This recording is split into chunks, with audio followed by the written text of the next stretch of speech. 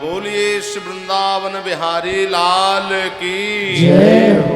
सप्ताह ज्ञान यज्ञ की जय हो। श्री स्वामी जी महाराज की जय हो। राधे गोविंदा भजो वृंदावन चंदा राधे गोविंदा भजो वृंदावन चंदा। राधे राधे राधे राधे राधे गोविंदा राधे राधे राधे राधे राधे गोविंदा। राधे राधे राधे राधे राधे गोविंदा राधे राधे राधे राधे राधे गोविंदा। राधे गोविंदा भजो वृंदावन चंदा राधे गोविंदा भजो वृंदावन चंदा। राधे गोविंदा भजो वृंदावन चंदा राधे गोविंदा भजो वृंदावन चंदा। राधे राधे राधे राधे राधे गोविंदा जय हो। राधे राधे राधे राधे राधे गोविंदा। राधे राधे राधे राधे राधे गोविंदा राधे राधे राधे राधे राधे गोविंदा। राधे गोविंदा भजो जसोदा के नंदा राधे गोविंदा भजो वृंदावन चंदा। राधे गोविंदा भजो जसोदा के नंदा राधे गोविंदा भजो वृंदावन चंदा।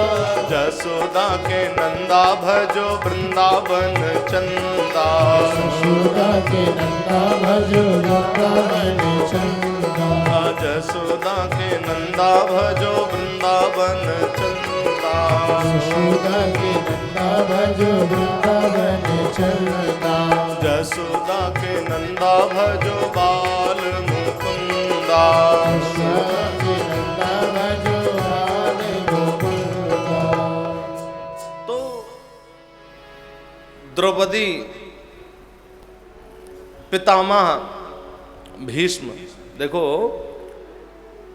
यहां पर मैं जो प्रसंग में पहुंचा था अभी, द्रौपदी ने अश्वत्थामा को प्रणाम किया। प्रणाम तो किया ही, और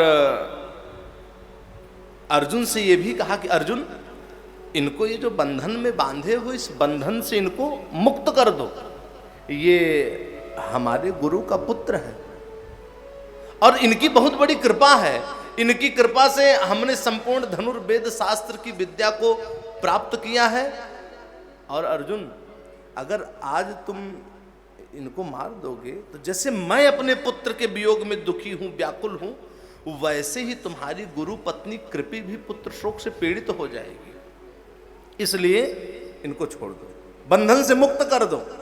देखो, जिस समय महारानी द्रौपदी इस प्रकार न्याय धर्म के अनुकूल, करुणा से परिपूर्ण मधुराति मधुर वाणी बोली, तो वहां पर उपस्थित नकुल, सहदेव, सात्यकी, अर्जुन, स्वयं भगवान कृष्ण ने द्रौपदी की प्रशंसा की कि वाह द्रौपदी, तुम धन्य हो। लेकिन केवल एकमात्र भीमसेन क्रोधित हो गए, और क्रोधित होकर के भीमसेन बोले कि नहीं, जिस अश्वत्थामा ने अपने स्वामी दुर्योधन के लिए द्रौपदी के 5 पुत्रों के सिर को काट दिया, तो उसका भी वध कर देना ही उचित है। तो भगवान कृष्ण भीमसेन और अर्जुन की ओर देखे, अब मंद मंद मुस्कुराए। अब मुस्कुराते हुए भगवान बोले कि देखो अर्जुन, शास्त्रों में लिखा गया है कि ब्रह्म बंधुर न हंतव्य आतताई बधारण, कि यदि ब्राह्मण पतित भी है तब भी उसे नहीं मारना चाहिए, लेकिन अगर आतताई है तो उसे मारने में कोई दोष।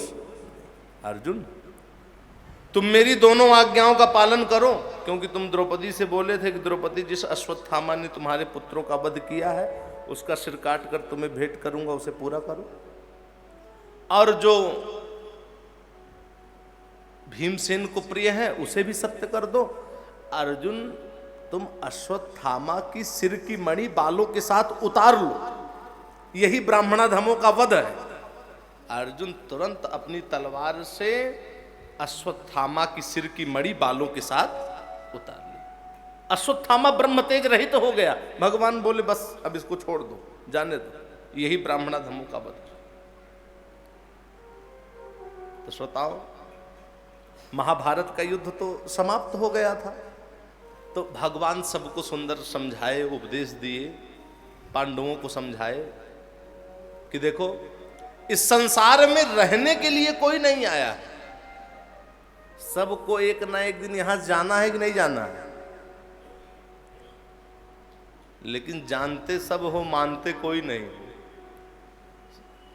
सब जानते हो लेकिन मानते ये हो कि हमको रहना।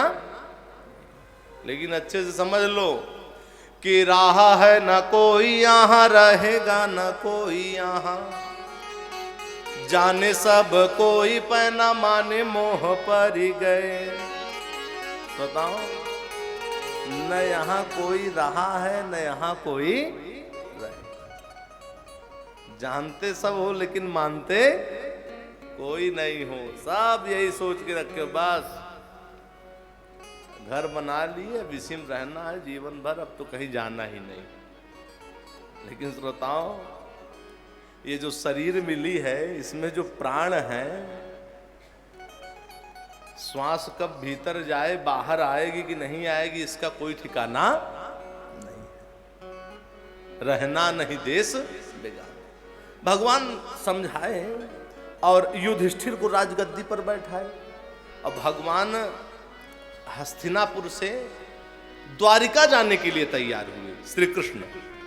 तो जब द्वारिका जाने के लिए तैयार हुए भगवान, तो अश्वत्थामा की सिर की मणि बालों के साथ जो अर्जुन निकाल लिए थे, तो अश्वत्थामा इतना क्रोधित हुआ था, अपने मन में निश्चय कर लिया था कि मैं पांडवों के वंश को निर्बीज कर दूंगा, कोई नहीं बचेगा। तो उत्तरा के गर्भ को नष्ट करने के लिए ब्रह्मास्त्र छोड़ दिया। और गर्भ में कौन था? महाराज परीक्षित। ब्रह्मास्त्र छोड़ा और उस ब्रह्मास्त्र के तेज को उत्तरा देखी तो दोनों हाथ उठा करके श्री कृष्ण की शरण में गई कि पाहि पाहि महायोगिन देव देव जगत्पते नान्यम त्वदभयं पश्ये यत् मृत्यो परस्परम नमः।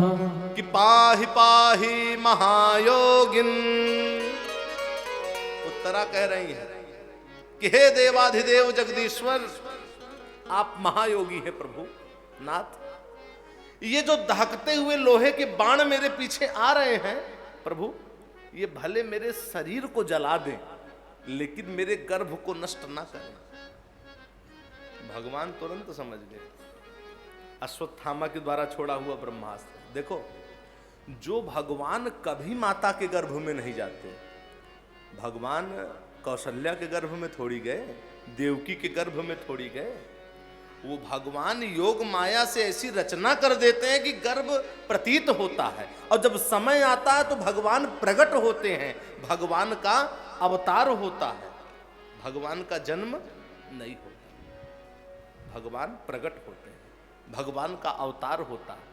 तो जो भगवान कभी माता के गर्भ में नहीं गए, वो भगवान उत्तरा के गर्भ में प्रवेश हो गए।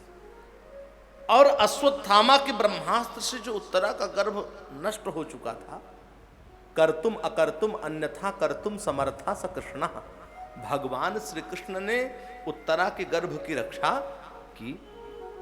अब भगवान जब उत्तरा के गर्भ की रक्षा किए तो इस दृश्य को कुंती महारानी देख रही थी। तो कुंती महारानी का हृदय गदगद हो गया और गदगद वाणी से कुंती महारानी भगवान कृष्ण की स्तुति करने लगी। भगवान की स्तुति करते हुए कुंती महारानी कह रही हैं कि कृष्णाय वासुदेवाय देवकी नंदनाय च नंद गोप कुमाराय गोविंदाय नमो नमः। देखो, कुंती महारानी भगवान की स्तुति कर रही है, कह रही हैं कि हे नंद गोप के लाडले लाल गोविंद, आपको मेरा बारंबार प्रणाम। प्रभु आप समस्त जीवों के भीतर एक रस से स्थित हैं। आप प्रकृति से परे आदि पुरुष सर्वेश्वरेश्वर हैं। आप परमहंस महात्माओं के हृदय में अपनी प्रेममयी भक्ति को प्रकट करने के लिए अवतीर्ण हुए हैं। तो हम सरीखे अल्प बुद्धि वाली स्त्रियां आपको कहां से जान सकती हैं, आपको कहां से समझ सकती हैं? नाथ, आपने ठीक उसी प्रकार से उत्तरा के गर्भ की रक्षा की। किस प्रकार से? जथा हिसी केस खलेन देव की, जैसे दुष्ट कंस के द्वारा सताई गई शोकग्रस्त माता देवकी की रक्षा आपने किया, वैसे ही नाथ आज आपने उत्तरा के भी गर्भ की रक्षा की।